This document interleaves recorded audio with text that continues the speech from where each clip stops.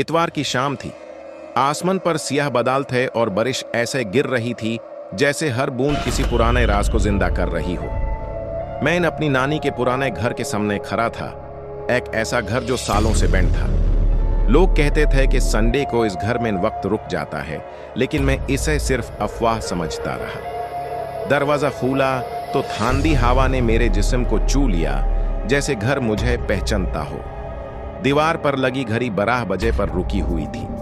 अजीब बात यह थी कि घड़ी टिक टिक कर रही थी, मगर वक्त आगे नहीं बढ़ रहा था। उसी लम्हे मुझे महसूस हुआ कि मैं अकेला नहीं हूँ। कॉरिडोर के आखिर में एक साया खड़ा था। उसके कदम की कोई आवाज नहीं थी, लेकिन मेरी धड़कन इतनी तेज हो चुकी थी कि लग रहा था पूरा घर सुन रहा है। मैंने आंखें झपकी और साया गायब हो गया, जैसे कभी था ही नहीं। रात गहरी होती चली गई, मगर मोबाइल पर टाइम अभी भी 12 AM संडे ही था।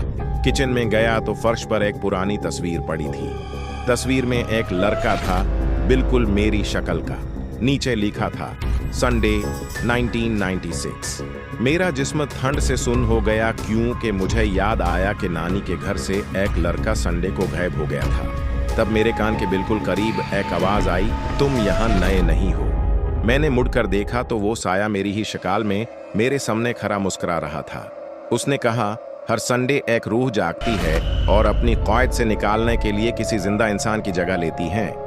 इसी लम्हे दरवाजे पर दस्तक हुई। बाहर से मेरी माँ की आवाज आई, अयान दरवाजा खोलो। मेरा खून जम गया, क्योंकि मेरी माँ तो 2 साल पहले मर चुकी थी। मैं जान बचाने के लिए भागा और पिछले दरवाजे से बाहर निकल आया। सुबह हो चुकी थी, बारिश रुक गई थी, सब कुछ नॉर्मल लग रहा था। लेकिन जब शीशे में अपना चेहरा देखा तो वो मेरा चेहरा नहीं था। वो उस लड़के का चेहरा था जो संडे 1906 को गायब हुआ था। और तब मुझे समझ आया, मैं घर से नहीं बचा, घर ने सिर्फ अपनी रूह बदली है। अब मैं यहाँ हूँ, हर संडे का इंतजार करता हुआ, क्योंकि अगला दरवाजा शायद तुम खोलने वाले हो।